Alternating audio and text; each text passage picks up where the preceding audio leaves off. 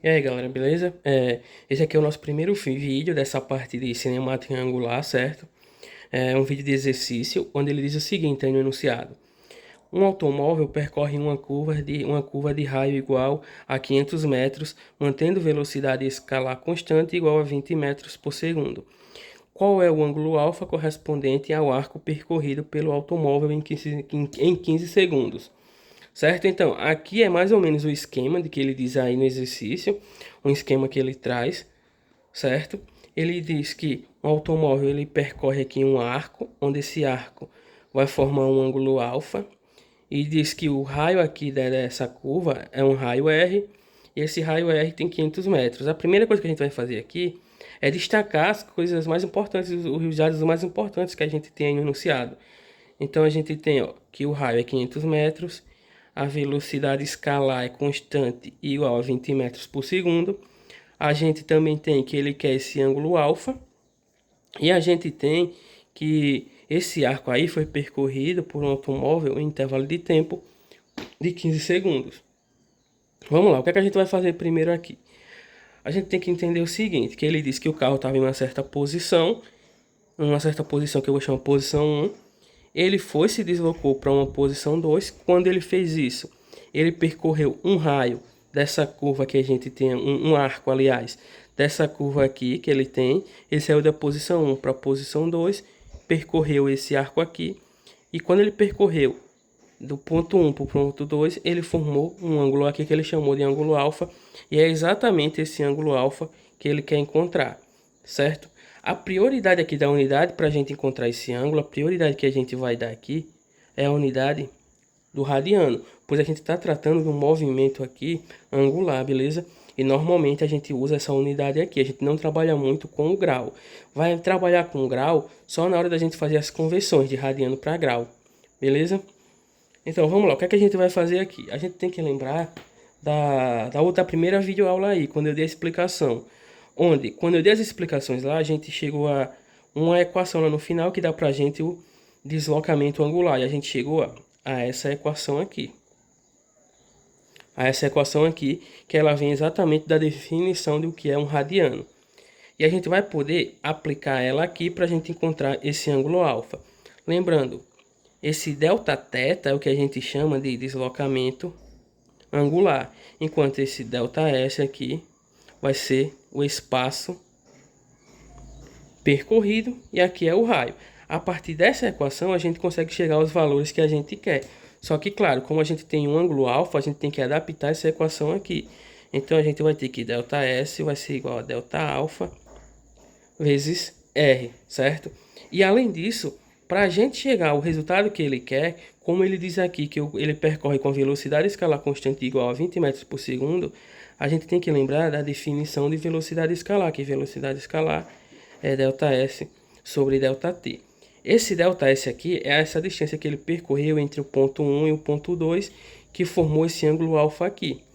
Além de a gente chamar isso aqui de distância percorrida, a gente também aqui chama isso de arco aqui, esse arco que ele formou entre esses dois pontos. Beleza? Só que a gente quer encontrar esse ângulo aqui, esse ângulo alfa.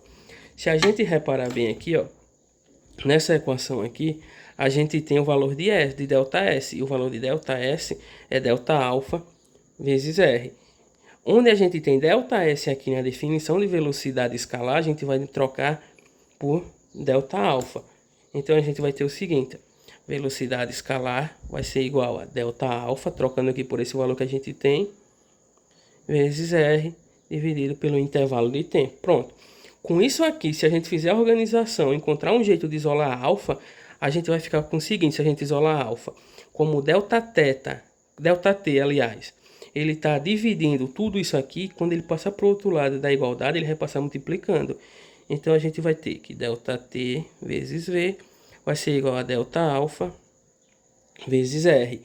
Como o R aqui ele está multiplicando delta alfa, e o nosso objetivo é isolar delta alfa, porque é o valor que a gente quer encontrar, a gente vai pegar esse R que está multiplicando delta alfa e vai passar para lá dividindo, já que ele está multiplicando.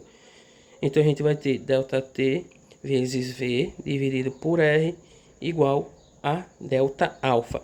Onde, se eu quiser organizar isso aqui, eu vou ficar, ó, que delta alfa vai ser igual a delta t vezes v sobre r. Só pra gente não ficar desse modo aqui, é só inverter, certo? Aqui, ó. E a gente vai ficar com isso aqui. Como a gente quer encontrar essa variação de alfa, a gente tem que lembrar o seguinte, que quem vai ser essa variação de alfa? A variação de alfa é alfa final menos alfa inicial. Então a gente vai ter aqui delta t vezes v sobre r, certo? Eu não mudei nada, só ajeitei aqui a variação de alfa. Se a gente olhar bem para aqui, ó, quando ele está nessa posição aqui, antes dele se deslocar, esse alfa inicial aqui, ele vai ser zero. Então a gente vai ficar, ó, que alfa vai ser igual a delta t vezes v sobre r. Pronto, com isso aqui, com os valores que ele dá pra gente aqui no enunciado, que a gente destacou, a gente consegue encontrar, vai conseguir encontrar qual das alternativas aí ele quer. Então vamos lá.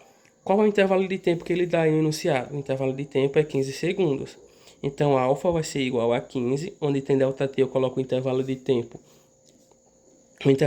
que ele dá no enunciado, vezes a velocidade escalar que ele dá pra gente, que ele diz que é 20 metros por segundo e diz que é constante. Então, onde tem v eu coloco 20, dividido pelo raio, e o raio ele dá pra gente e diz que é 500 metros. Então a gente tem aqui, ó, 500, certo? Quando eu fizer aqui a multiplicação de 15 por 20, eu vou encontrar que essa multiplicação aqui vai dar 300. Então, alfa vai ser igual a 300 dividido para 500, certo? Aí o que é que a gente vai ter? Esse zero com esse eu posso tirar, esse zero com esse eu posso tirar. Então, eu vou ficar aqui, alfa vai ser igual a 3 dividido para 5. Se a gente pegar 3 e dividir para 5 aqui, a gente vai encontrar o seguinte. 3 dividido para 5 dá 0, e 0 vezes 5 dá 0. 3 menos 0 dá 3. Só que como eu não tenho mais ninguém para descer aqui, eu coloco uma vírgula e um zero aqui. 30 dividido para 5 dá 6. 6 vezes 5 dá 30, não sobra nada. Então esse aqui é o nosso valor dessa divisão de 3 dividido para 5. Então alfa vai ser igual a 0,6 radiano. Esse aqui é o nosso valor. E se a gente olha lá para as alternativas que ele traz para a gente aqui no exercício, vai ser exatamente aqui essa letra B. Beleza? Valeu!